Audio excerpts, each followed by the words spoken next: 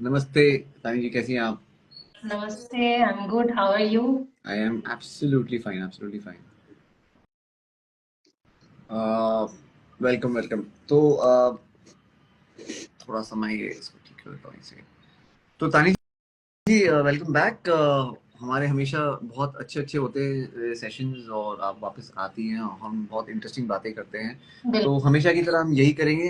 हमारा जो फॉर्मेट है कि हम पहले कुछ मोस्ट फ्रीक्वेंटली आस्क्ड क्वेश्चंस जो हैं, जो हमारे व्यूअर्स हमको पूछते हैं, वो सवाल हम पहले ले लेते हैं। सिर्फ इतना है कि उन जवाब को थोड़ा सा हम शॉर्ट में निपटाएंगे, बिकॉज बहुत सारे लोग थोड़े से वो हो जाते हैं कि यार अरे जल्दी जल्दी हमको भी सवाल पूछते हैं, हमको भी सवाल पूछने हैं। तो हम ख्याल रखेंगे कि हम उनके जवाब थोड़े से प्रिसाइज देंगे, थोड़े से शॉर्ट देंगे, सो दैट हम उसमें से रील्स बना के उसको बाद में शेयर कर सकते हैं, सो दैट ज़्यादा लोगों बिल्कुल। तक वो जो है हमारे जो ये जो क्वेश्चन है वो पहुंचे, और नॉलेज जो है वो पहुंचे। ठीक है, तो सबसे पहला सवाल है आज का। क्या न्यूमरोलॉजी और एस्ट्रोलॉजी के साथ काम करते हैं? क्या न्यूमरोलॉजी एस्ट्रोलॉजी के साथ काम करते हैं? कैसे हम दोनों का बैलेंस अपनी लाइफ में ला सकते हैं?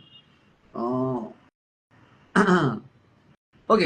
हाँ, तो बेसिकली ये सवाल का मतलब ये है कि किसी ने पूछा है कि न्यूमरोलॉजी और एस्ट्रोलॉजी, हाउ डज न्यूमरोलॉजी और एस्ट्रोलॉजी के ये साथ साथ हैंड इन हैंड कैसे चलती है आगे, और इससे हमारे जिंदगी में बैलेंस कैसे ला सकते हैं न्यूमरोलॉजी और एस्ट्रोलॉजी के जरिए। ओके। तो सबसे पहले तो न्यूरोलॉजी और एस्ट्रोलॉजी क्या है ये समझना है। जी। न्यूरोलॉजी होता है हमारा सिर्फ बर्थ डेट से उसको देखा जी। जाता है, उससे साइकिक नंबर निकाला जाता है, डेस्टिनी नंबर निकाला जाता है। तो वो सिर्फ होल जो बर्थ डेट होता है उससे कनेक्टेड है। और एस्ट्रोलॉजी में क्या होता है, हमारे बर्थ डेट के साथ साथ time of birth, place of birth, ये सब भी इंपॉर्टेंट होते हैं। उनसे हमारे स्टार्स के अलाइनमेंट देखे जाते हैं कि उस टाइम पे स्टार्स के अलाइनमेंट क्या थे। उस हिसाब से हमारा जो चार्ट बनता है, बर्थ चार्ट जो होता है, कुंडली जो होते हैं, तो वो बनता है। तो अभी सिर्फ बर्थ डेट से भी हम इंसान के बारे में बता सकते हैं कि उनका कैरेक्टरिस्टिक्स कैसा होगा, या फिर उनका फ्यूचर में क्या क्या स्ट्रॉन्ग कुछ होंगे या कोई वीकनेसेस होंगे, इसको बताया जा सकता है। और एस्ट्रोलॉजी में क्या होता है कि क्योंकि वो और भी माइन्यूटली हम बता सकते हैं कि एग्जैक्टली exactly उस बर्थ टाइम पे भी क्या क्या अलाइनमेंट्स थे हम्म। स्टार्स के, तो उस हिसाब से हम और माइन्यूटली उसका प्रेडिक्शन दे सकते हैं। जी। तो यही डिफरेंस होता है दोनों में। न्यूमरोलॉजी में ओवरऑल, जैसे कि कोई एक बर्थ डेट हम ले लिए, तो उस बर्थ डेट में बहुत सारे लोग पैदा हो रहे हैं, बहुत सारे लोगों का बर्थ हो रहा है। जी। बट जब हम उसको और माइन्यूटली देख रहे हैं कि कोई टाइम निकाल रहे हैं, जी। उस टाइम का अलाइनमेंट देख रहे हैं, तो वो जो नंबर्स हैं वो नंबर थोड़ा बहुत कम हो रहा है। जी। तो और माइन्यूटली आपके बारे में हम बता सकते हैं। जी। तो जी। यही बस डिफरेंट होता है, दोनों एक दूसरे से कनेक्टेड है, एक के बिना एक नहीं आ जी। सकता। दोनों से ही इक्वली बताया जा सकता है, बस एस्ट्रोलॉजी से और माइन्यूटली बताया जा सकता है, यही डिफरेंस जी। है। अगर हम दोनों को ही थोड़ा बहुत जान ले तो हमारे लाइफ में ये बहुत ज्यादा इफेक्ट करता है। Right. Perfect, I think that's a great answer, because दोनों ही जो है वो एस्ट्रोलॉजी के ही फॉर्म्स हैं, और दोनों ही की अपनी अपनी स्ट्रेंथ्स है, और दोनों की अपनी अपनी बिल्कुल। एक्यूरेसी है। तो अगर आप दोनों को ही अपनी लाइफ में इंकॉर्पोरेट कर सकते हैं थोड़ा थोड़ा, तो आई थिंक इससे बेहतर आपका आपकी ज़िंदगी बहुत और ज़्यादा अमेजिंग हो जाएगी। चलिए अगला सवाल। क्या करियर क्या birth date career field decide करने में हेल्प करती है? इफ पॉसिबल प्लीज आप हमारे ऑडियंस को एक एग्जाम्पल के साथ समझाएं। जी हाँ, तो ये सवाल है कि बर्थ डेट करियर को कैसे फील्ड वगैरह ये सारी चीजें कैसे पता चल जाती है? ओके, तो एक हमारा जो एग्जाम्पल भी दे दीजिए साथ में। या बिल्कुल बिल्कुल। तो हमारा जो बर्थ डेट होता है, जैसे कि मैंने कहा कि साइकिक नंबर और डेस्टिनी नंबर, ये दोनों बहुत इंपॉर्टेंट होते हैं। साइकिक नंबर से हमारी पर्सनैलिटी, हमारे स्ट्रेंथ वीकनेसेस का पता चलता है। और डेस्टिनी नंबर से हमारे कैरियर फील्ड क्या होगा, या कौन से फील्ड में हम सबसे ज्यादा शाइन कर सकते हैं, इन सारी चीजों के बारे में पता चलता है। तो हम जब पर्सनैलिटी और कैरियर स्ट्रेंथ को एक साथ मिला देते हैं, तो हम फ्यूचर में कौन से कैरियर में सबसे ज्यादा मनी अर्न कर सकते हैं या फिर कैरियर ग्रोथ कर सकते हैं, इसका पता चल जाता है। फॉर एग्जाम्पल, अगर किसी का साइकिक नंबर 3 है, तो 3 को हम रिप्रेजेंट करते हैं जुपिटर से। तो जुपिटर को हम रिप्रेजेंट करते हैं गाइड या टीचर, इन जरिए से देखते हैं। तो उनमें क्या होता है, उनमें टीचिंग एबिलिटी, लोगों के साथ बात करने की एबिलिटी, लोगों को समझाने की एबिलिटी उनमें बहुत अच्छा होता है। तो अगर हम उनको अपने करियर के फील्ड में भी इम्प्लीमेंट करें कि ऐसा कोई करियर फील्ड हम चूज कर रहे हैं जहाँ पे हम लोगों को कुछ सिखा रहे हैं या फिर लोगों को कुछ समझा रहे हैं, तो ऑटोमेटिकली क्या होगा, हमारा जो पर्सनल स्ट्रेंथ है वो करियर में भी आ जाएगा, तो ऑटोमेटिकली करियर में भी ग्रोथ होगा। तो यही जो इफेक्ट होता है हमारे बर्थ डेट का करियर के साथ। जी, बढ़िया। तीसरा सवाल, ये आई थिंक बहुत सारे लोग जो हैं इस सवाल से रिलेट करेंगे। लॉन्ग डिस्टेंस रिलेशनशिप्स में क्या चैलेंजेस होते हैं और इन्हें एस्ट्रोलॉजी के थ्रू कैसे सॉल्व किया जा सकता है? भाई, लॉन्ग डिस्टेंस रिलेशनशिप में जो चैलेंजेस होंगे वो तो जो लॉन्ग डिस्टेंस में हैं उनको ही पता चलेगा, वही ज्यादा बता सकते हैं। लेकिन लॉन्ग डिस्टेंस रिलेशनशिप में बहुत सारे लोगों को तकलीफ होती है और बहुत सारे लोग जो है वो चैलेंजेस फेस करते हैं इन टर्म्स ऑफ कम्युनिकेशन, तो है ही, in spite of social media, in spite of WhatsApp calls and video calls and stuff like that. फिर भी लॉन्ग डिस्टेंस में एक जो पर्सनल टच होता है उसकी आई थिंक गैर मौजूदगी की वजह से बहुत सारे रिलेशनशिप जो है वो सफर करते हैं और वो ज्यादा लंबे टाइम तक सस्टेन करना मुश्किल हो जाता है। तो इसको एस्ट्रोलॉजी के थ्रू कैसे सॉल्व किया जाए, ये बहुत इंटरेस्टिंग सवाल है, बहुत सारे लोग रिलेट करेंगे इससे। ओके, तो लॉन्ग डिस्टेंस रिलेशनशिप में सबसे ज्यादा प्रॉब्लम होता है कम्युनिकेशन का। बट ये कम्युनिकेशन ऐसा नहीं है कि बात नहीं हो रही है, ये कम्युनिकेशन प्रॉब्लम होता है कि हम जो फील कर रहे हैं या फिर हमारा जो इमोशनल स्टेट है उसको हम कन्वे नहीं कर पाते हैं हमारे कन्वर्सेशन के थ्रू। और हमारा जो इमोशनल स्टेट है ये कभी कभी ऐसा होता है कि हम खुद भी समझ नहीं पा रहे हैं कि हम क्या फील कर रहे हैं, इमोशनल क्लैरिटी नहीं आ रहा है। तो यहाँ पे एस्ट्रोलॉजी या न्यूमरोलॉजी क्या करता है, हम दोनों के बर्थ डेट को मिला के हम देख सकते हैं कि दोनों में क्या क्या स्ट्रेंथ है, अगर दोनों का रिलेशनशिप में है तो वहां पे क्या क्या दिक्कत आ सकती है या फिर क्या क्या स्ट्रॉन्ग सूट है उस रिलेशनशिप में। तो अगर हम इसको आइडेंटिफाई कर पाएंगे तो हम उसका रेमेडीज कर पाएंगे या फिर हम खुद ही समझ पाएंगे कि चलो ये इस जगह पे हमें लैक हो रहा है तो इस जगह पे हमें काम करना है, तो उससे हमारी जो रिलेशनशिप होगा वो और स्ट्रेंथ हो जाएगा, उसका जो बॉन्डिंग है या फिर कम्युनिकेशन गैप हो रहा था वो थोड़ा थोड़ा करके इम्प्रूव होगा। और जैसा कि मैंने कहा, इमोशनल क्लैरिटी एक बहुत इंपॉर्टेंट चीज होता है इस सिचुएशन में। तो हमको समझना है कि हमारी इमोशनल सिचुएशन हमें क्या बता रही है, इसका क्लैरिटी आना बहुत जरूरी होता है। तो इमोशनल क्लैरिटी पाने के लिए भी हमारे वीनस की पोजीशन देखी जाती है, हमारी मून की पोजीशन देखी जाती है। तो इन सारे पोजीशंस को देख के अगर कुछ लैक कर रहा है या फिर कुछ प्रॉब्लम आ रही है या फिर अभी कौन सा दशा चल रहा है, इन सारी सिचुएशन को देख के रेमेडीज सजेस्ट की जाती है। तो उन रेमेडीज को जब हम करेंगे तो हमारा जो इमोशनल स्टेट है वो इम्प्रूव होगा, हमें खुद का जो फीलिंग है उसके लिए क्लैरिटी मिलेगी, और जब हम खुद अपनी फीलिंग को समझ पाएंगे या फिर अपने एक्सपेक्टेशंस को समझ पाएंगे तो हम उसको कन्वे भी अच्छी तरीके से कर पाएंगे। और यही हमारे जो गैप, इमोशनल गैप हो रहा है दोनों के बीच में, इसको दूर करेगा। तो इसी वजह से हम थोड़ा बहुत एस्ट्रोलॉजी और थोड़ा बहुत न्यूमरोलॉजी लॉन्ग डिस्टेंस में यूज कर सकते हैं। जी जी जी, या आई थिंक ये बहुत इंपॉर्टेंट बात आपने कही है। और ये जो इमोशनल गैप जो हो रहा है ये हो रहा है, मैं तो कह रहा हूँ लॉन्ग डिस्टेंस में क्या है तो शॉर्ट डिस्टेंस में भी हो रहा है ना। और वही हो रहा है कि कम्युनिकेशन तो हो रही है लेकिन वो बातें हो रही है, कम्युनिकेशन नहीं हो रहा है, there is a difference between that. And मुझे ऐसा लग रहा है कहीं ना कहीं बहुत ज्यादा बातें भी हो रही है, आई थिंक वो भी एक बहुत बड़ा रीजन है।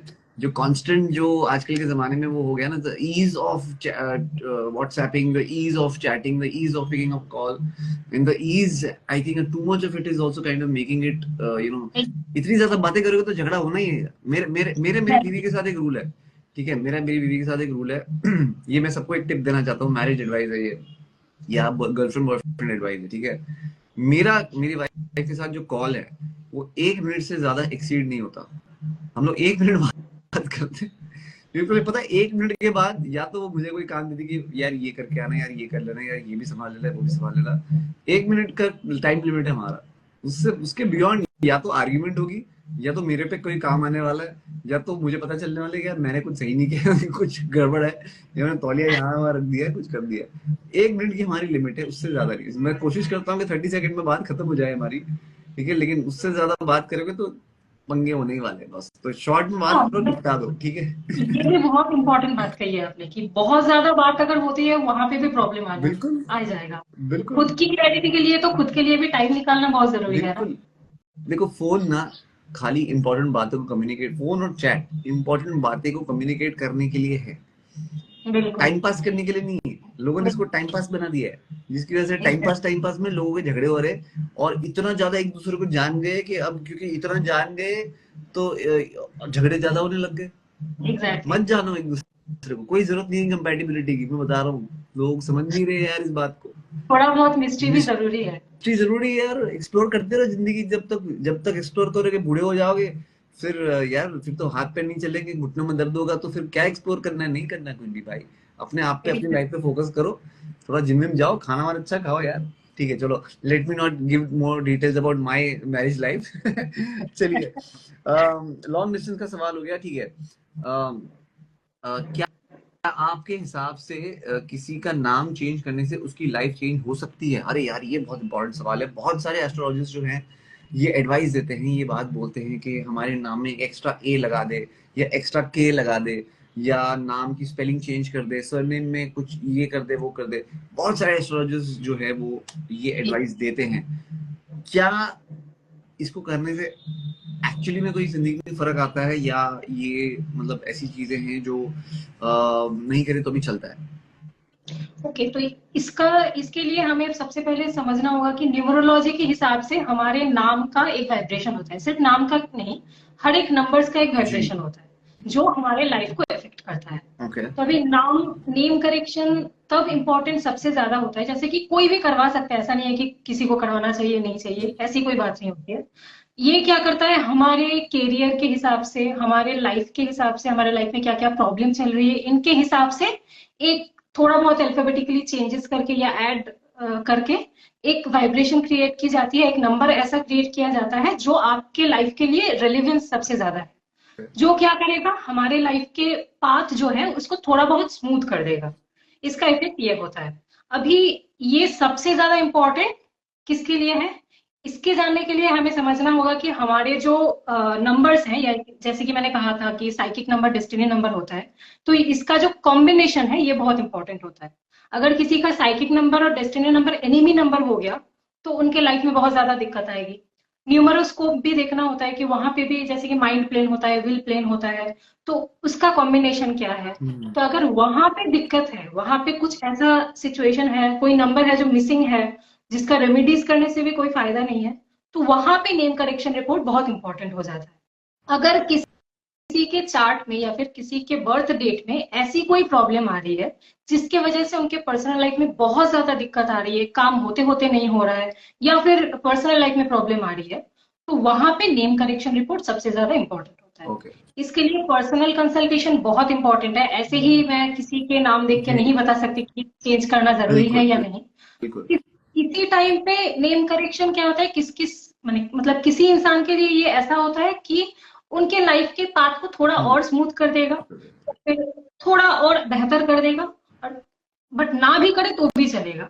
बट किसी के लिए ऐसा होता है कि करना बहुत जरूरी होता है। तो ये डिफरेंशिएशन बहुत ये तो इंपॉर्टेंट है नेम करेक्शन के। ये तो नाम की बात हो गई, लेकिन बहुत सारे जैसे कि करण जौहर है, एकता कपूर है, फिर राकेश रोशन है, इनकी आप देखिए जितनी भी उनकी फिल्में थी, करण अर्जुन, खून भरी मांग, फिर क्रिश और कोई मिल गया, सारे केस स्टार्ट होते हैं। करण अर्जुन, जी। करण सॉरी अपना करण जौहर की भी फिल्में जो थी, कल हो ना हो, कुछ कुछ होता है, कभी खुशी कभी गम, कभी अलविदा ना कहना, सारे केस स्टार्ट होते थे।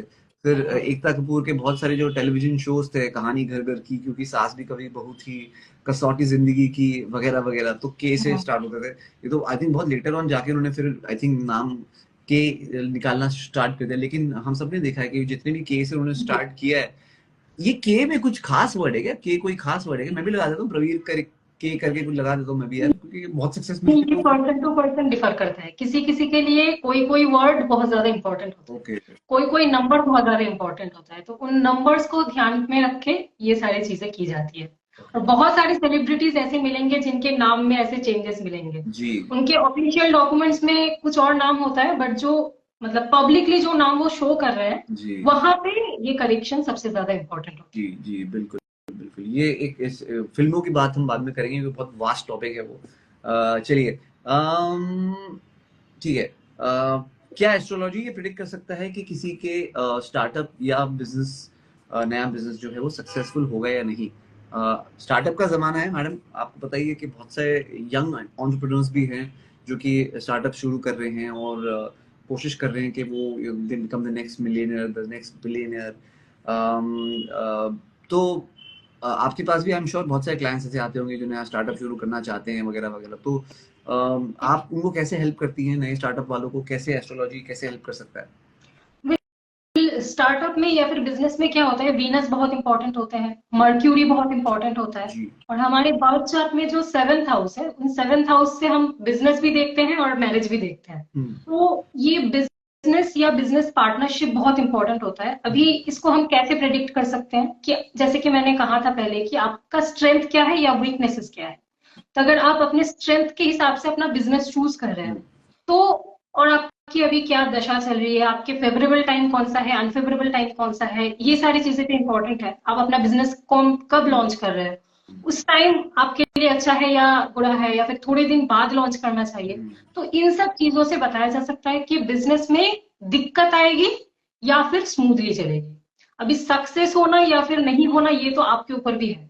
हमारे बर्थ चार्ट ने ही हमें बता दिया है कि हमारे कर्म के भाव और हमारे लक के भाव दोनों एक साथ कनेक्टेड है। तो हम जैसा काम करेंगे लक भी वैसे ही बिल्ड होगा, और हमारा लक जैसा होगा काम में भी उसका इफेक्ट आएगा। तो दोनों पॉजिटिवली कोरिलेटेड है। तो इसको समझना जरूरी है कि हम जो बिजनेस चूज कर रहे हैं अपने लिए, वो हमारे लिए अच्छा है, वहां पे हमें कितना मेहनत करना होगा, या फिर हम जब जिस टाइम पे लॉन्च कर रहे हैं वो टाइम हमारा फेवरेबल है या नहीं। अगर अनफेवरेबल टाइम में हम लॉन्च कर रहे हैं तो दिक्कत ज्यादा आएगी, और अभी हम में उतना पोटेंशियल है या नहीं कि हम उस दिक्कत को ओवरकम कर सके। तो ये सब पॉइंट्स बहुत जरूरी होता है समझने के लिए कि बिजनेस सक्सेस होगा या नहीं। अभी कुछ हद तक जो हमारे कंट्रोल में है उसको हम कंट्रोल कर सकते हैं, और जो हमारे कंट्रोल में नहीं है उसको तो हम कुछ नहीं कर सकते।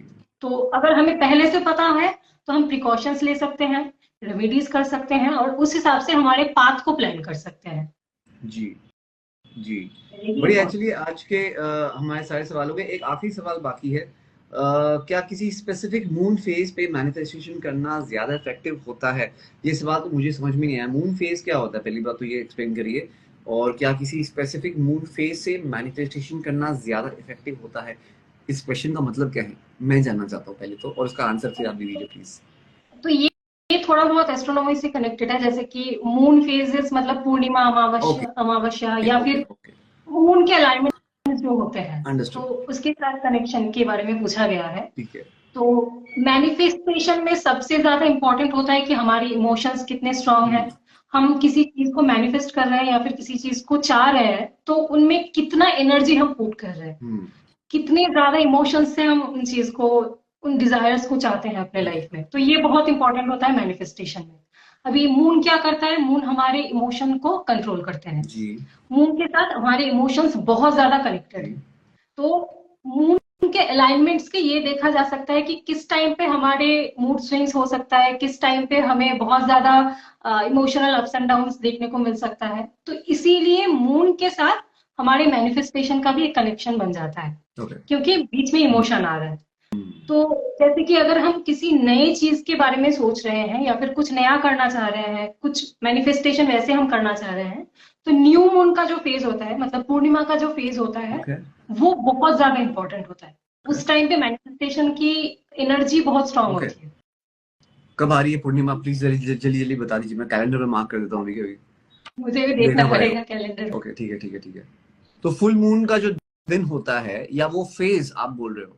वो फेज बहुत इंपॉर्टेंट होता है मैनिफेस्टेशन के लिए। और कुछ फेजेस होते हैं जैसे कि शरद पूर्णिमा हो गया, या फिर ऐसे कुछ स्पेसिफिक पूर्णिमा होते हैं जो भी बहुत, मतलब वहां पे एनर्जी और ज्यादा बढ़ जाती है। उस टाइम पे मैनिफेस्टेशन करना और ज्यादा इफेक्टिव हो जाता है। ठीक है। तो फ्रॉम माय अंडरस्टैंडिंग जो अभी आपने बताया कि मैनिफेस्टेशन, जैसे कि मैंने मैनिफेस्ट किया कि यार मेरे पास एक लंबी गाड़ी आ जाए, ठीक है, सिर्फ ये बोलना काफी नहीं होता है, उसको इमोशन, मतलब अंदर जो आग होती है, अंदर की जो जो पीड़ा है, सब कुछ है, उसको पूरा आपको कहीं ना कहीं संजो के, उसको आपको लाके फिर आपको यूनिवर्स को बोलना कि यार ये मेरे को चाहिए, यार ये मेरे को चाहिए, है ना? आप कह रहे हो इमोशन को साथ में लाके मैनिफेस्ट करना है ना?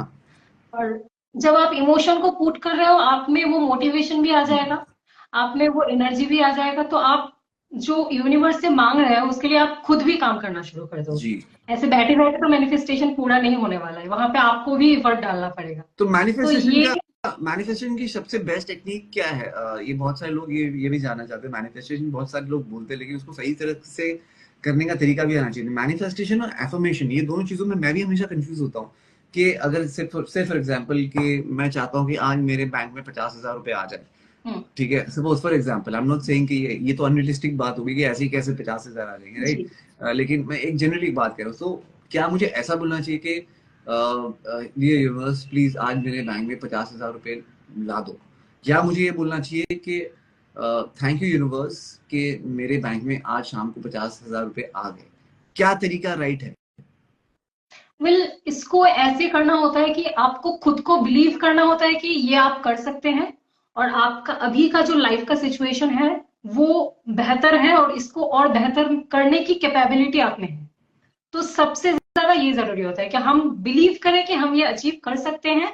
और ये जो एक फीलिंग होता है कि हमें ये फील करना भी बहुत जरूरी होता है मैनिफेस्टेशन के टाइम पे, कि ये हम अचीव ये कर चुके हैं और वो हो गया। करने के बाद हमें क्या फील हो रहा है। ओके, ये फीलिंग भी बहुत तो जरूरी होता है।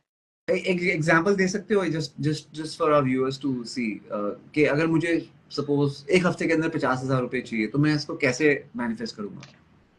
ओके, तो मैनिफेस्टेशन के बहुत सारे टेक्निक्स होते हैं। कुछ रिटन मैनिफेस्टेशन का टेक्निक होता है, कुछ मैनिफेस्टेशन मेडिटेशन होते हैं। जी। तो सबसे ज्यादा काम करता है अगर आप अपने घर के वेस्ट कॉर्नर पे जाके मैनिफेस्टेशन करें, वेस्ट, क्योंकि ओके। यहाँ वेस्ट कॉर्नर हमारे वास्तु के हिसाब से इच्छा पूर्ति का ओके। कॉर्नर होता है। अगर उस जगह पे हम कर रहे हैं तो सबसे ज्यादा इफेक्टिव ओके, होगा। तो वहां पे दिन हम के किसी भी रिटर्न कर टाइम में, सकते हैं, दिन के किसी किसी भी भी टाइम टाइम पर में? होता है, ओके, किसी भी टाइम पर। घर के वेस्ट अभी साइड में जाके, कॉर्नर में जाके आपको जाके बैठ के मैनिफेस्ट करना है। Done, okay. जी, जी। अभी रिटन मैनिफेस्टेशन हो सकता है कि आप लिख रहे हैं अपने जो डिजायर्स है, वो लिख रहे हैं, और लिखते टाइम पे आपको सोचना भी बहुत जरूरी है कि हाँ मैंने अचीव कर लिया है, जी। मेरे लाइफ में ये चीजें हैं, ये पॉजिटिव्स है। तो इसको हम लिख रहे हैं, साथ में साथ खुद इमेजिन भी कर रहे हैं, विजुअलाइज कर रहे हैं अपने आप को। हम्म। ठीक है, ये एक टेक्निक हो गया। और जैसे कि मैंने कहा कि प्रेजेंट टेंस में लिखना बहुत जरूरी है, हाँ। क्योंकि हमें ये भी फील करना होता है कि अगर ये अचीव हम हाँ। कर चुके हैं तो हमें वो कैसे फील करवाएगा। तो ये एक राइट। इम्पॉर्टेंट बात। अगर हम मैनिफेस्टेशन मेडिटेशन में जाते हैं कि किसी को लिखना उतना अच्छा नहीं लगता, वो बस सोचना चाहते हैं, तो ठीक है, हम आंख बंद करके कोई स्पिरिचुअल म्यूजिक लगवा के या फिर कुछ भी साइड पे बैकग्राउंड, ताकि कोई डिस्ट्रैक्शन ना हो। जी। तो आंख बंद करके अपने आप को विजुअलाइज कीजिए कि आप उन सिचुएशन में पहुंच चुके हो। जी। आप अगर एक गाड़ी चाहते हो तो आप इमेजिन कीजिए कि आप वो गाड़ी आपके पास है, आप उसको यूटिलाइज कर रहे हो, उसको एंजॉय कर रहे हो, and how it is making you feel. तो राइट। ये बहुत इम्पोर्टेंट है। राइट।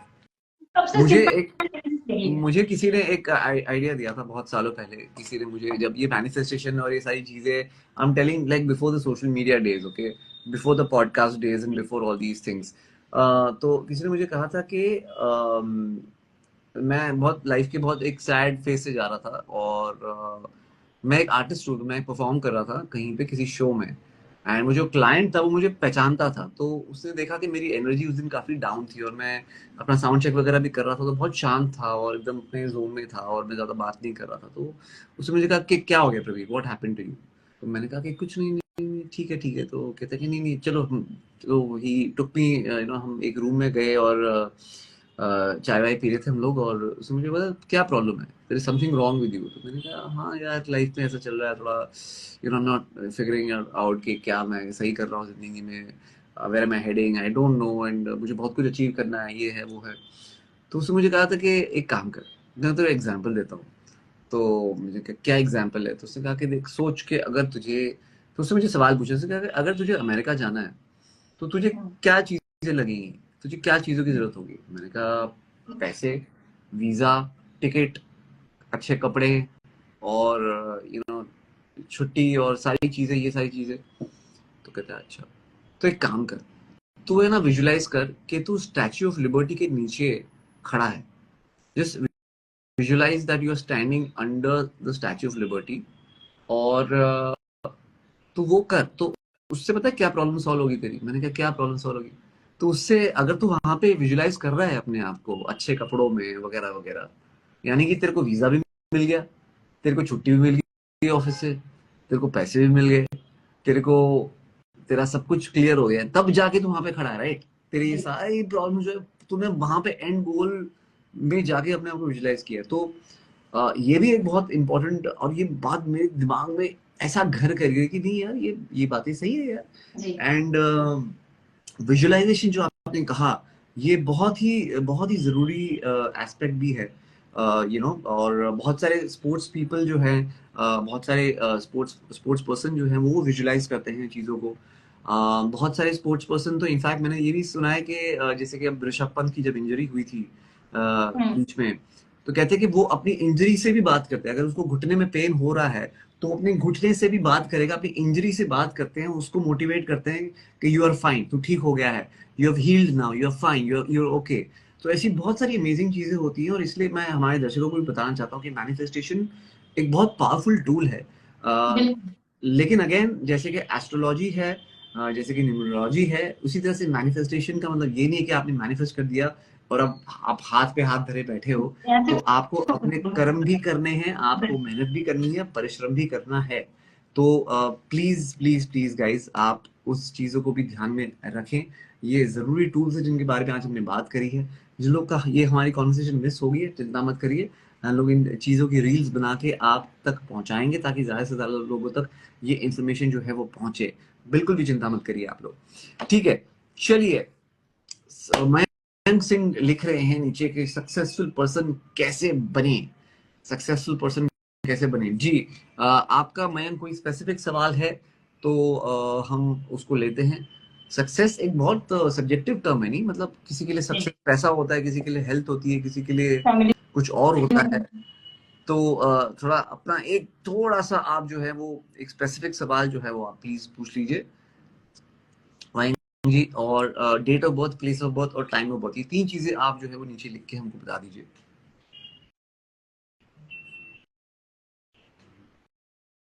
मैं खुद भी बहुत विजुलाइज करता हूँ तानी जी। मैं ना ये कैसा पता चलेगा कि आपके लिए कौन सी फील्ड बेस्ट है? रेशु जी, आपका सवाल विजिबल नहीं है। If you can please please please write down your question, date of birth, place of birth और टाइम ऑफ बर्थ, ये तीन चीजें, date of birth, place of birth, time of birth और आपका सवाल, ये तीन चीजें आप प्लीज नीचे लिख दीजिए। तो मैं भी विजुलाइज, तो मैं जब कभी मेरा बड़ा शो होता है जहाँ पे मुझे सपोज ट्रैवल करना होता है, कभी अब्रॉड में होता है या इंडिया के मतलब बॉम्बे के बाहर कहीं हो रहा होता है, या कोई भी बड़ा ऐसा जो हाई प्रोफाइल इवेंट होता है जहाँ पे मैंने बहुत ज्यादा पैसे लिए हुए, तो मैं ऑटोमेटिकली विजुलाइज करना शुरू कर देता हूँ। मतलब ये मेरे नेचर में ही है शायद, और ये मैंने, this is before the whole visualisation and manifestation trend and all that, मेरा नेचुरल होता है कि मैं ना ऐसे सपने देखने लगता हूँ। आप उसको सपने देखने लगो या मैंने इमेजिन करो, विजुलाइज करो कि मैं उस वेन्यू में हूँ, मेरा साउंड चेक अच्छा हो गया, मैं देख रहा हूँ कि यार लोग मेरे गानों पे डांस कर रहे हैं और मैं बढ़िया परफॉर्म कर रहा हूँ, मैं अच्छा लग रहा हूँ, मैं ये कर रहा हूँ, मैं पूरा वो वेन्यू के अंदर घुस जाता हूँ लिटरली। और कभी कभार तो जब मैं ट्रैवल कर रहा होता हूँ तो मैं ये भी देखता हूँ कि हाँ, मैं सुबह उठूंगा, मैं फ्लाइट पकड़ूंगा, मेरे को खिड़की की जगह मिलेगी, फिर मैं कॉफी पीऊंगा, मैं ये करूंगा, मैं वो करूंगा, मैं सारी चीजें मैनिफेस्ट करता हूँ, मतलब विजुलाइज करता हूँ।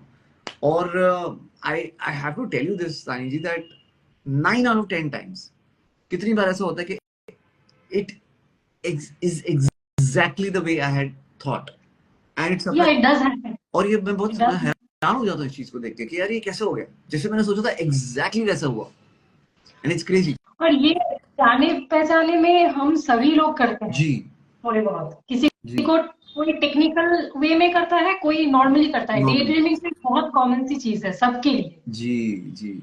लेकिन आई थिंक मुझे ऐसा लगता है कि the reason why it stays true for me is because मैं बहुत इमोशनली, जैसे आपने बोला, बहुत इमोशन के साथ, और मेरे को रात को नींद नहीं आती है। मेरी अगर नेक्स्ट डे 7 बजे की फ्लाइट है किसी शो में कहीं जाने के लिए, मैं उस सारी रात नहीं सोचता because I am just imagining all the things in my head, playing it all again and again and again and again and again so many times.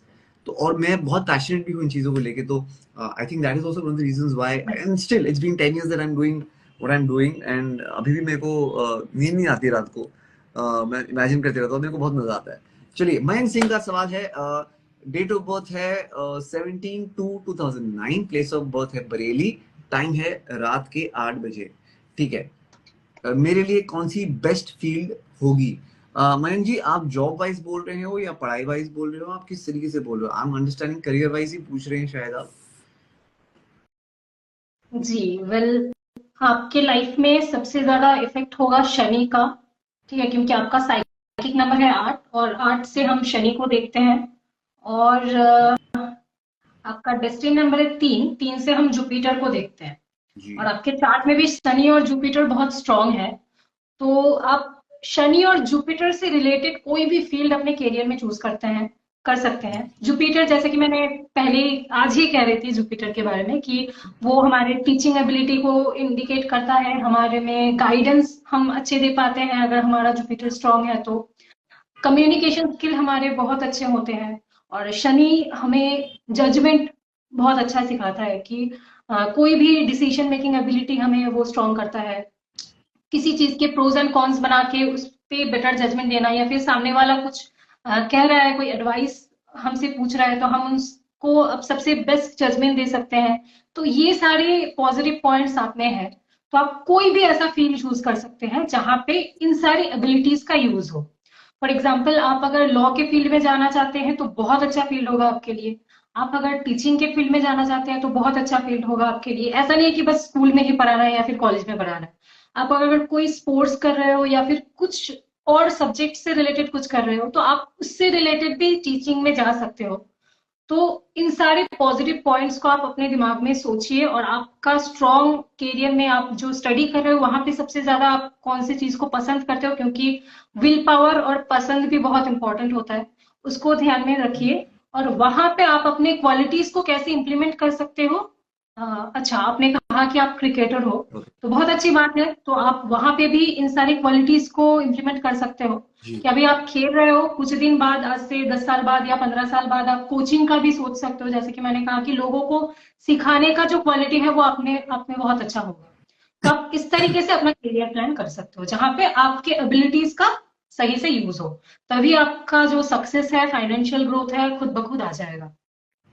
Okay. सही है। Wish you all the best Mayank भाई। आप cricket में अगर अपना career बनाना चाहते हैं तो यू नो आई थिंक आपके लिए बेस्ट है, जैसे कि तानी जी ने बताया। मैं एक्चुअली गूगल कर रहा था फुल मून्स 2025 में कौन से हर आई थिंक मार्च अप्रैल मई जून जुलाई अगस्त सितंबर अक्टूबर, हाँ हर महीने एक बार आता है, राइट? तो आई थिंक अभी का जो था वो तो निकल गया, जनवरी 13 को था। ठीक है। ठीक है, जनवरी 13 को था। अब जो है आने वाला है फेब्रुवरी 12 को आने वाला है। ठीक है, फेब्रुवरी 12 को आने वाला है, which is called snow moon. Snow moon क्या होता है? मतलब यहाँ पे लिखा है snow moon, warm moon, pink moon, flower moon, strawberry moon, buck moon वगैरह वगैरह। तो ये क्या होता वो है? थोड़ी बहुत मून के कलर को और मतलब ओ, इंडिकेट करता है। ओके रेड मून, जैसे कि मून का कलर थोड़ा रेडिश हो जाता है, ये ओके। मतलब इन सब चीजों को इंडिकेट करता जी है। जी जी, अंडरस्टूड अंडरस्टूड। तो अगर अगर जैसे कि फुल मून अगर 12 फरवरी को है तो कितने दिन पहले कितने दिन बाद वाला फेज माना जाता है?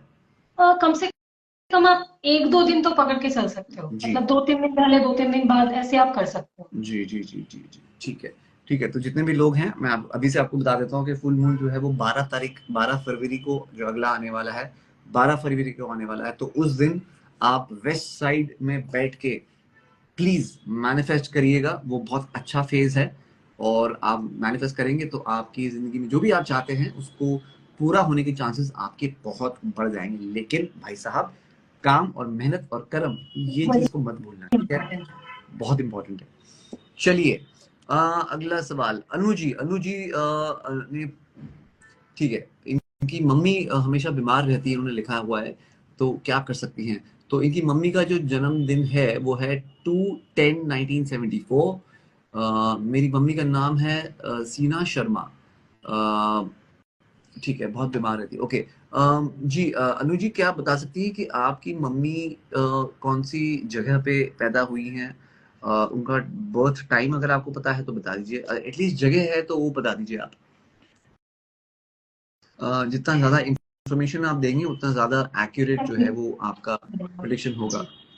जी, जी, अगर आप बता देंगे तो दैट बी ग्रेट।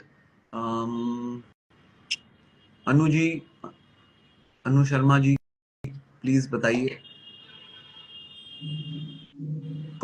कौन से शहर में, कौन से गांव में आपकी मॉम पैदा हुई है? स्टेट बता दीजिए।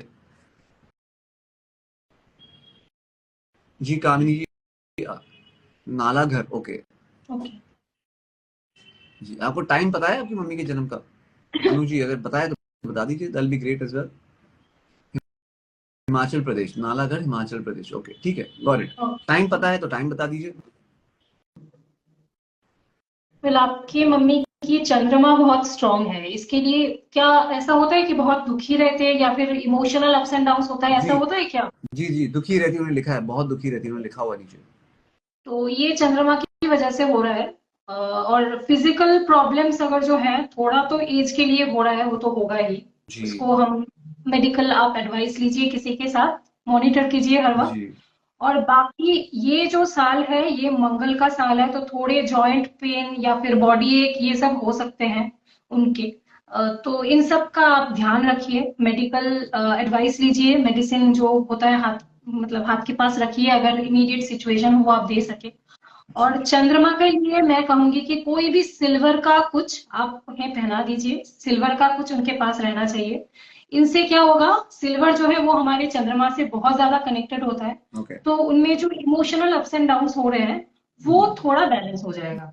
ठीक है, और थोड़ा बहुत टाइम दीजिए उन्हें, स्पेसिफिकली जैसे कि मून से कनेक्टेड है, फुल मून के टाइम पे या फिर अमावस्या की टाइम पे, इन दोनों टाइम पे थोड़ा बहुत उन्हें कंपनी दीजिए, ताकि उनका मूड जो है वो थोड़ा बहुत ठीक रहे। ओके। क्योंकि चंद्रमा से रिलेटेड है और मून के टाइम में वो फ्लक्चुएशन जो है या फिर सैडनेस जो है वो बढ़ जी जाएगी। तो वहां पे आपको ध्यान थोड़ा देना जी है। अदरवाइज आप मेडिकल एडवाइस लीजिए, और इस साल में जो मैंने प्रिकॉशन आपको कहा वो थोड़ा लीजिए। और एक सिल्वर का कुछ उन्हें पहना दीजिए, कोई अंगूठी हो सकता है, पायल हो सकता है, कुछ भी जो जिनमें वो कंफर्टेबल हो। तो इससे जो मतलब मूड स्विंग्स हो रहे हैं या फिर जो फिजिकल थोड़े बहुत प्रॉब्लम्स आ रहे हैं वो बैलेंस हो जाएगा। जी जी। तो बेसिकली अनु जी, आपको आपकी मदर का जो है मून स्ट्रांग करना है। तो मून को स्ट्रांग करने की बहुत सारी रेमेडीज आपको जो दे दी है मैडम ने, उसको प्लीज प्लीज प्लीज फॉलो करिएगा। मैं अभी रिसेंटली कंगना रनावत का इंटरव्यू देख रहा था, जहाँ पे वो किसी इंटरव्यू में चांदी के गिलास में पी रही थी। तो जी चांदी चांदी के गिलास में पानी पी रही थी वो। तो इंटरव्यूअर ने उनको पूछा कि आप चांदी के गिलास में क्यों पी रहे हो? तो कहते हैं इससे मून स्ट्रांग होता जी है, और एक एक क्या कहते हैं, शीलता अपने अंदर आती है, एक पीस भी अपने अंदर आता है ना? तो जी ये देखो यार, जितने भी सेलिब्रिटीज है ना, जितने भी बड़े फेमस लोग हैं, जितने भी बड़े बड़े बिजनेसमैन है ना, एस्ट्रोलॉजी में बहुत बहुत बिलीव बहुत करते हैं, बहुत ज्यादा मानते हैं। आप इमेजिन नहीं कर सकते उतना मानते हैं वो लोग। एक एक मतलब अपनी जिंदगी का हर एक काम जो है, हर एक डे टू डे जो चीज है, वो एस्ट्रोलॉजी को ध्यान में रख के करते हैं वो लोग। कितने लोग तो ऐसे भी, मैंने तो ये भी सुना है कि बहुत सारे बिजनेसमैन तो लेफ्ट पैर आज राइट, आज घर के बाहर पहले उठाना है कि राइट निकालना है, वो भी उनको पता होता है। तो ये सारी चीजें होती है, तो इस पे प्लीज बिलीव कीजिए आप लोग, ठीक है? Here we go. एक और सवाल है हमारा। डेट ऑफ बर्थ है 4/11/2003। टाइम है रात के 8:30 बजे। जन्म की जगह है महा मधेपुरा, चौसा। और मेरे लिए कौन कौन सा जॉब सही रहेगा? Okay. Okay.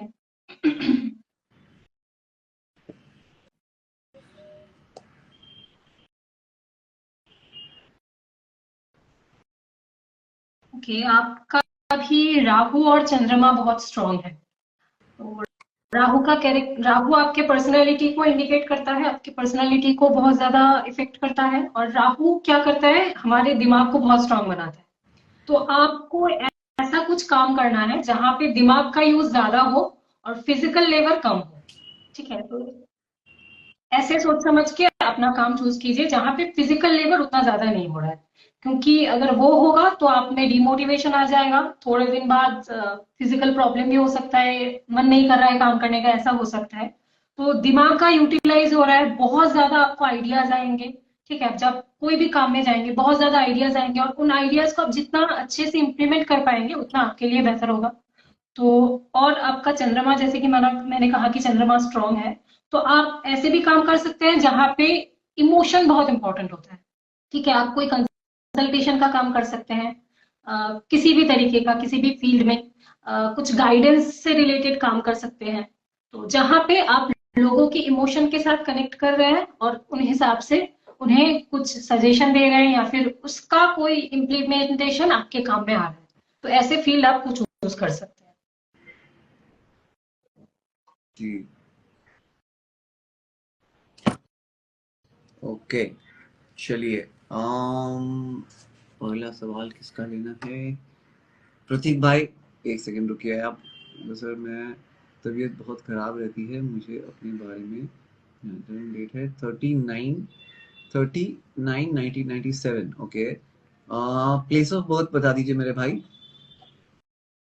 Place of birth बता दो। 39/19/1997।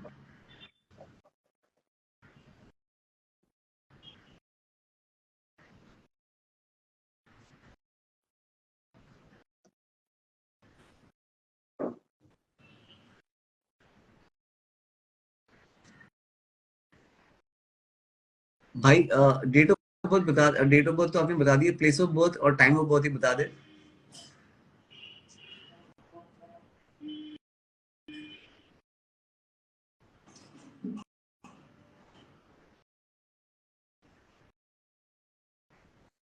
ओके, तो डेट ऑफ बर्थ से तो आपका साइकिक नंबर 3 आ रहा है और डेस्टिनी नंबर 2। आज चंद्रमा वाले व्यूअर्स बहुत ज्यादा है, आपका भी चंद्रमा बहुत स्ट्रांग है हम्म, और आपका जुपिटर भी बहुत स्ट्रांग है। 3 नंबर से हम जुपिटर को इंडिकेट करते हैं। तो चंद्रमा आपका मतलब अभी बैलेंस में नहीं है, इसीलिए हेल्थ में दिक्कत आ रही है। चंद्रमा का यही है, अगर आप चंद्रमा को स्ट्रॉन्ग करेंगे तो आपका इंट्यूशन पावर अच्छा होगा, आपके इमोशनल क्लैरिटी अच्छा होगा। और अगर ये थोड़ा बहुत डाउन हो गया तो आपका मतलब मेंटल हेल्थ भी इफेक्टेड होगा और आपका फिजिकल हेल्थ भी। तो आप चंद्रमा की रेमेडीज कीजिए, चंद्रमा को स्ट्रॉन्ग कीजिए, बैलेंस कीजिए। रेमेडीज मैंने चंद्रमा के ऑलरेडी 2-3 बता दिए हैं। जी सिल्वर पहन सकते हैं, फुल मून में मैनिफेस्टेशन कर सकते हैं, और एक होता है कि मून वाटर होते हैं, मतलब एक ग्लास के बॉटल में पानी लेके उसको पूर्णिमा के टाइम या फिर किसी भी दिन चंद्रमा की लाइट जो होती है घर पे, घर के आंगन में आ रही है या फिर कहीं पे भी आ रही है, वहां पे रख सकते हैं। और उस पानी को पीना बहुत अच्छा माना जाता है हेल्थ के लिए भी। जी जी। अगर आपको हेल्थ से रिलेटेड प्रॉब्लम आ रही है तो ये रेमेडी भी आप कर सकते हैं। ये किसी के भी लिए है, जिनका भी हेल्थ का इशू हो रहा है वो भी कर सकते हैं इन रेमेडी को। तो जी हेल्थ में ये बहुत अच्छा इफेक्ट देगा आपको। जी जी जी। उज्जवल कुमार पासवान, एक सेकंड, उज्जवल कुमार पासवान का डेट ऑफ बर्थ कहाँ है?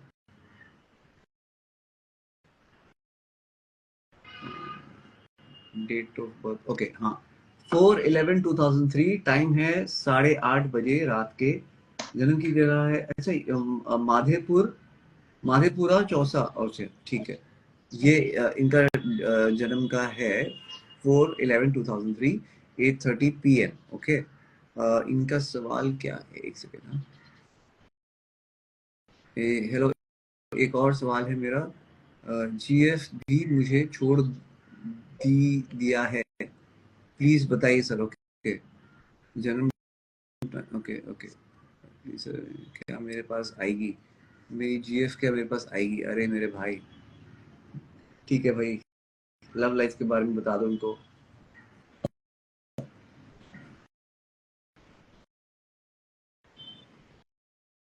वेल अभी तो लव लाइफ में प्रॉब्लम है, बट इम्प्रूव होते हुए दिख रही है, मतलब इस साल के अगस्त के बाद से इम्प्रूवमेंट आएगी थोड़ी बहुत।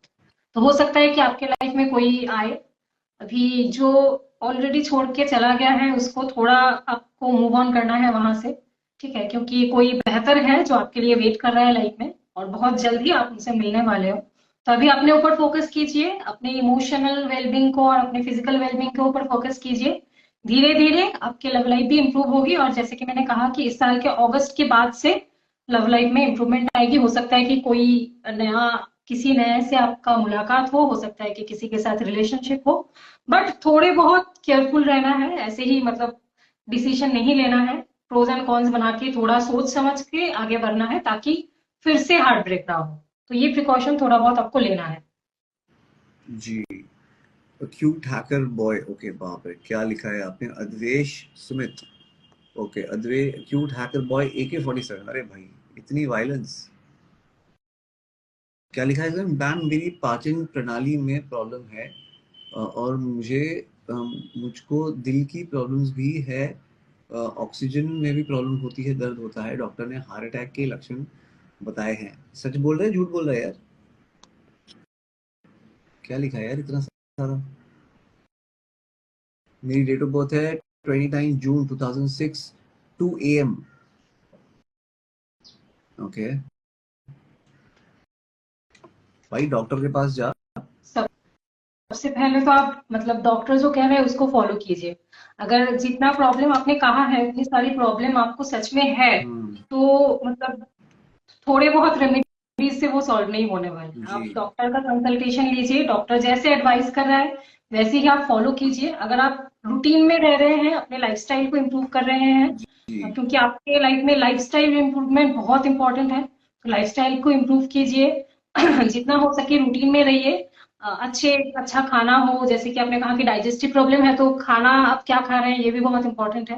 तो इन सब चीजों का ध्यान रखिए और डॉक्टर से कंसल्टेशन लीजिए, बाकी सब खुद ब खुद धीरे धीरे इम्प्रूव हो जाएगा। जी जी जी जी, ठीक है।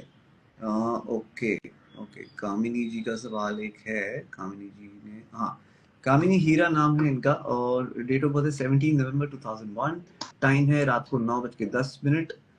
प्लेस है दिल्ली। मुझे ये जानना है, लव मैरिज होगी या अरेंज, और बिजनेस में ऑनलाइन बिजनेस ई कॉमर्स करना कैसा रहेगा?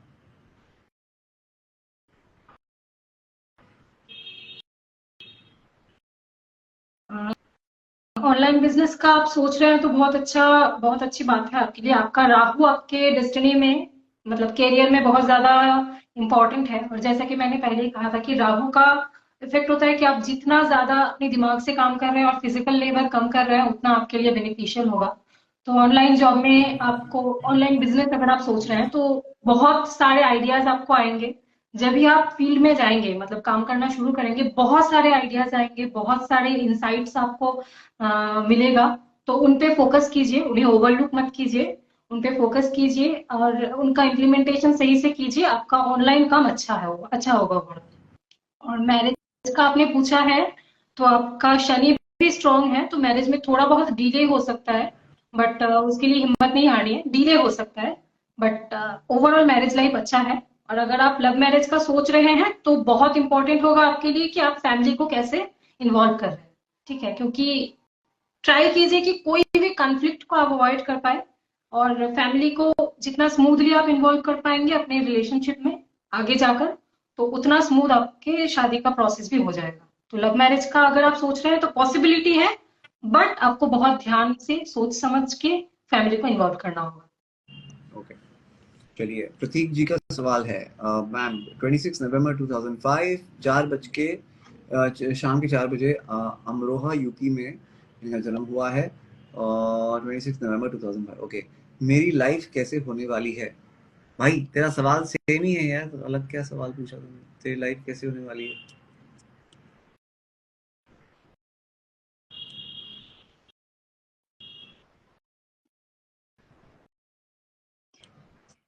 आपका तो साइकिक और डेस्टिनी दोनों नंबर ही 2 है, मतलब हम्म। चंद्रमा बहुत स्ट्रांग है। तो बहुत ज्यादा इमोशनल अप्स एंड डाउन्स आएंगे, बहुत ज्यादा मूड स्विंग्स जैसा प्रॉब्लम, एंजाइटी का प्रॉब्लम हो सकता है। तो आपको ओवर थिंकिंग बिल्कुल नहीं करनी है। अगर आप ओवर थिंकिंग कर रहे हैं तो अभी से स्टॉप कीजिए, मेडिटेशन कीजिए। और अपने दिमाग में क्लैरिटी बहुत इंपॉर्टेंट होता है, आपके लिए बहुत ज्यादा इंपॉर्टेंट होगा। तो आप एक जर्नल मेंटेन कीजिए, डायरी मेंटेन कीजिए, जहां पे आप अपने थॉट्स को लिखेंगे, हम्म। ताकि आपका जो फीलिंग है, इमोशन है, थॉट्स है, उस पे आपको खुद को क्लैरिटी मिले। क्योंकि आप में ओवर थिंकिंग का प्रॉब्लम है, दोनों ही, मतलब दो है, चंद्रमा बहुत ज्यादा स्ट्रांग है, तो ओवर थिंकिंग की प्रॉब्लम होगी। इमोशनल अप्स एंड डाउन्स होगा, मतलब कुछ सिचुएशन है ही नहीं फिर भी आप ओवर थिंक करके अपने आप को परेशान करेंगे। तो इसको दूर करना है, और दूर करने के लिए जैसे कि मैंने कहा, इमोशनल क्लैरिटी इंपॉर्टेंट है। आप मेडिटेशन कीजिए और एक डायरी मेंटेन कीजिए जहां पे आप अपने थॉट्स को लिखेंगे और उनके हिसाब से लाइफ के डिसीजंस लेंगे। और जब भी आपको मतलब ऐसा लग रहा है कि प्रॉब्लम आ रही है मुझे मेरे लाइफ में, तो उस टाइम पे वो जर्नल को आप पहले से पढ़िए कि क्या क्या थॉट्स आपके आपके आपने लिखा है, और उसके हिसाब से आपके लाइफ में क्या क्या चेंजेस हो रहे हैं। और चंद्रमा की बहुत सारे रेमेडीज आज मैंने ऑलरेडी बताया है एकदम पहले से, तो उन जी सारे रेमेडीज को फॉलो कीजिए।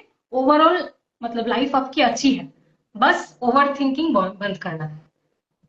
जी, सही है। ओके, अमृता जी का डेट ऑफ बर्थ है 16/11/1993। क्या मेरे गवर्नमेंट जॉब में लगेगी या नहीं?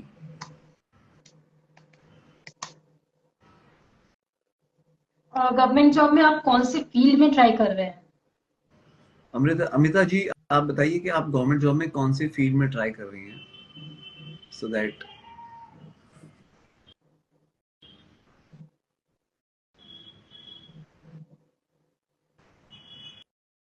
अमिता जी, आप जरा बताएंगे आप कौन सी फील्ड में ट्राई कर रही हैं गवर्नमेंट जॉब में, कौन से एरिया में, सो दैट ज्यादा अच्छी तरह से एक्यूरेट।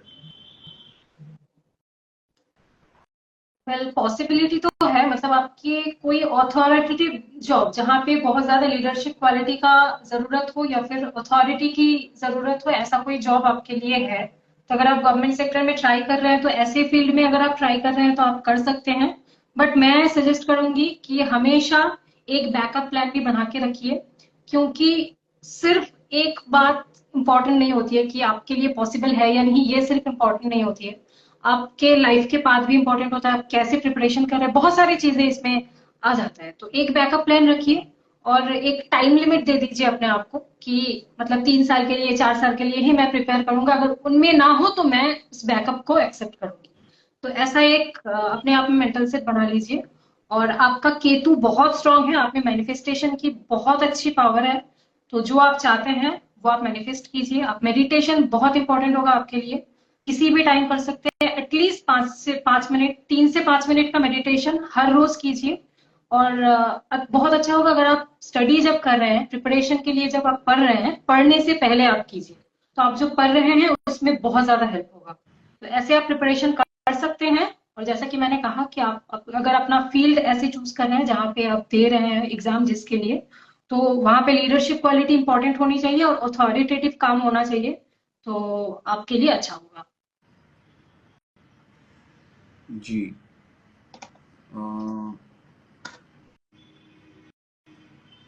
ओके, एक सेकेंड, और किसका सवाल है, एक सेकंड में देख लेता हूँ। ओके, अजीत का एक सवाल है। अजीत जी अगर है तो मैं उनका सवाल भी ले लेता हूँ। अजीत जी यहाँ पे नहीं है, नहीं है, अजीत जी यहाँ पे नहीं है, एक सेकंड।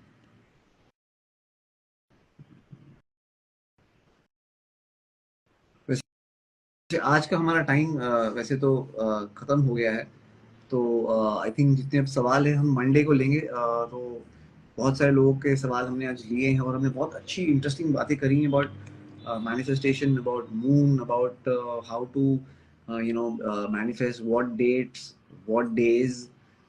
ठीक है, तो आप लोग के लिए आज बहुत फायदेमंद वाला रहा होगा ये हमारा लाइव। और thank you so much Tani ji, it's always pleasure and fun to chat with you.